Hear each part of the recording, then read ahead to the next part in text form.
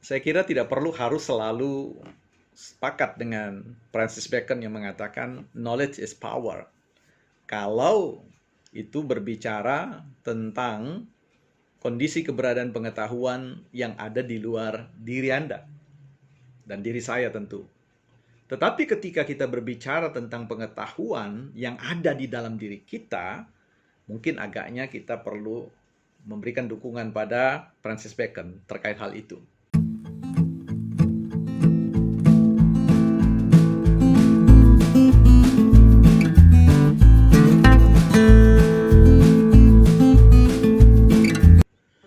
Pada kenyataannya memang bahwa dunia kita ini banyak sekali dibanjiri dengan informasi, dengan pengetahuan, tetapi sekali lagi dia direkam dalam bentuk banyak format yang tergeletak di rak-rak, di perpustakaan, di tempat di mana pengetahuan itu direkam. Nah, persoalannya adalah bagaimana kita menjangkau pengetahuan itu dan kemudian menambangnya dan memasukkan itu ke dalam diri kita supaya dia aktif, dapat kita manfaatkan sewaktu-waktu ketika kita ingin memahami segala sesuatu. Nah, jadi perbincangan kita saat ini adalah bagaimana menemukan intan atau permata dalam hamparan sumber-sumber perekam informasi, perekam pengetahuan itu. Yang kali ini kita akan bahas dalam konteks sumber buku, ya. Dengan kata lain kita mengatakan di antara miliaran tumpukan buku yang begitu banyak, yang ramai bahkan diberi label bestseller dan seterusnya, terjual sekian kopi dan seterusnya. Ini menjadi sesuatu yang perlu kita sadari pentingnya mengenali buku-buku yang bukan saja buku-buku baik, tetapi buku-buku yang terbaik. Buku yang baik adalah semua buku menurut saya yang lolos dan kemudian diterbitkan, diseringkan kepada setiap orang dengan penuh tanggung jawab. Tetapi kalau kita berbicara tentang buku terbaik, maka itu hanya menyangkut tentang personalitas, artinya kemanfaatan bagi Anda. Setiap orang, di tangan setiap orang, setiap buku itu memiliki nilai yang berbeda. Di tangan seseorang, sebuah buku bisa bernilai baik, tetapi di tangan orang lain, buku itu bisa menjadi lebih baik atau yang terbaik, super baik Nah, karena itu dibutuhkan satu kecakapan sederhana untuk mengenali, mengidentifikasi buku yang terbaik itu seperti apa sebenarnya. Saya ingin meminjam perspektif ini, buku yang ditulis oleh Richard Koch. Ini Anda boleh beli nanti, menarik. Ini bisa diimplementasikan atau diterapkan dalam banyak situasi.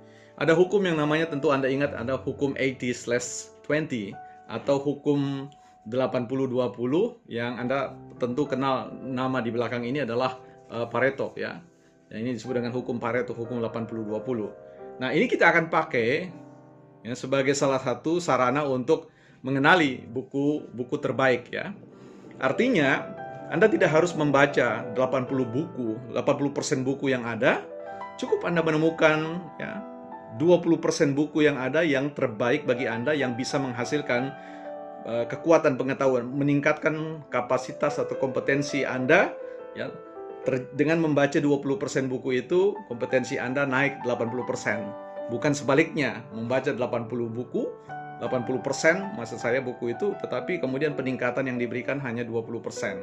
Nah, untuk itu Anda harus selektif, menjadi orang yang tidak sekedar bicara tentang predator buku atau orang yang semua buku dilibas tetapi orang yang betul-betul tahu persis bahwa tujuan membaca itu seperti apa. Nah, saya mencoba untuk merakumkan pemikiran sederhana terkait dengan ciri-ciri buku yang baik bagi Anda, bukan bagi orang bagi Anda.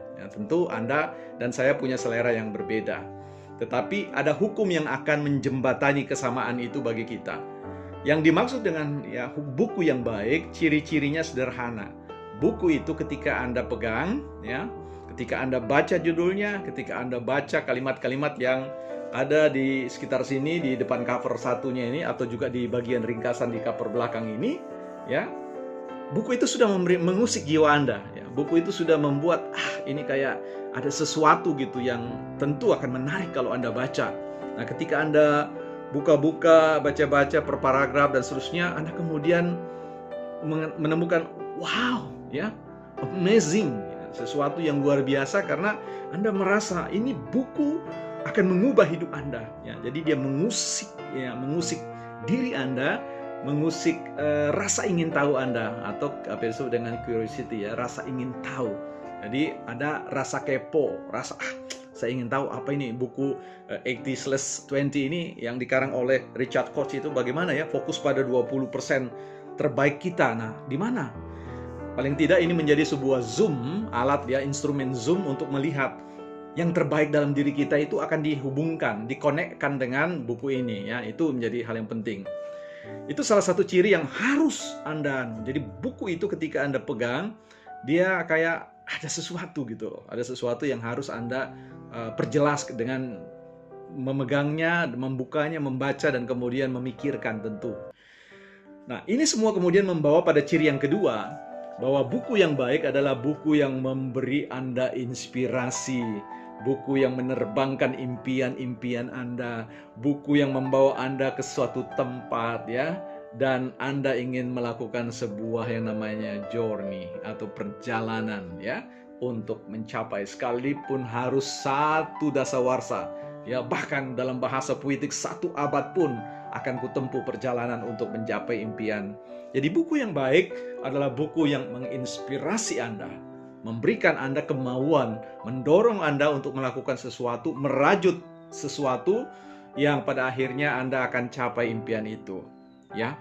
Jadi buku yang baik juga dapat dikenali bahwa buku itu kemudian, ya, membuat wawasan apa yang disebut dengan bidang keahlian Anda itu diasah, ya. Jadi salah satu buku yang baik tentu bagi Anda adalah buku itu mengantar Anda untuk menajamkan skill-skill keahlian atau expert skill Anda, ya. Jadi ini kalau Anda baca buku itu, ya, Anda merasakan bahwa kemampuan atau pengetahuan Anda bukan hanya diperluas tetapi diperdalam, diruncingkan sehingga muncul apa yang disebut dengan dimensi ketajaman dalam konteks Anda ketika Anda berbicara, ketika Anda mau menanggapi sesuatu dan sebagainya. Nah, jadi salah satu ciri buku yang baik adalah membuat Anda, ya, semakin tajam, semakin ahli. Buku yang baik berikutnya menurut saya, mudah-mudahan juga menurut Anda, adalah buku yang membuat Anda semakin pede, ya, semakin percaya diri. Artinya Anda sedang menemukan, ya, menemukan alat bantu, menemukan satu guru yang silent, ya. Itu disebut dengan silent teacher, ya, guru yang diam tetapi sebenarnya aktif berbicara kepada Anda di dalam buku itu, dalam proses Anda membaca. Nah, biasanya buku itu baik, ya. Buku yang kemudian sekali lagi membuat Anda tidak berada pada satu kondisi yang sama, menajamkan skill Anda, ya, bahkan membawa Anda merasakan sebuah perasaan yang tidak lagi, ya, rendah diri, ya. Tetapi bukan bukan Anda tinggi hati, tetapi meninggikan keyakinan Anda bahwa, ya, Anda memiliki sesuatu yang dapat diandalkan dalam perjalanan hidup Anda. Nah, itu adalah kumpulan, ya, menurut saya ciri-ciri buku yang baik, ya. Sekali lagi ini bukan untuk digeneralisasi untuk semua orang, tetapi berdasarkan pada sebuah pendekatan yang baik, ya, pada kecocokan dengan diri Anda. Karena sekali lagi membaca itu bukan untuk meluaskan pengetahuan masyarakat, ya. Membaca adalah memperluas atau memperkuat pengetahuan orang yang membacanya. Nah, orang yang membacanya, jadi bukan masyarakat secara luas. Kalau semua masyarakat secara luas itu membaca, ya semua akan menerima dampak penguatan dan perluasan pengetahuan. Tapi kalau tidak, ya tidak juga. Ya, buku yang tergeletak di depan Anda 1000 tahun pun tidak akan memberikan dampak apa.